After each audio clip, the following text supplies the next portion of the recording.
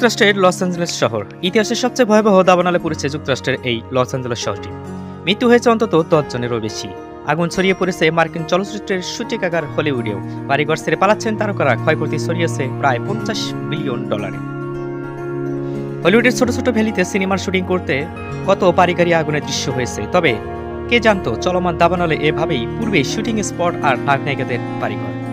বিনোদন জগতের রাজধানী খ্যাত লস অ্যাঞ্জেলেস পুলিশে ভয়াবহ দাবানলে প্রাণে বাঁচতে এক কাপড়ে বাড়িঘর ছাড়তে হয়েছে অভিনেত্রীদের।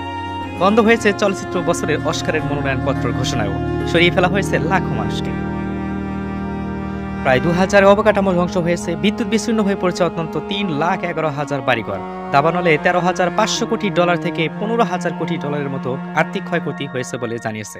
পরিস্থিতি নিয়ন্ত্রণে কাজ করছে দমকল বাহিনী। এমনকি দাবানলে লস অ্যাঞ্জেলেস লুটপাটেরও খবর পাওয়া গেছে। পরিবেশবিদরা বলছে, জলবায়ু পরিবর্তনের কারণে বেশ কয়েক বছর ধরেই উপত্যকায় বাড়ছে এরকম তাপদাহ।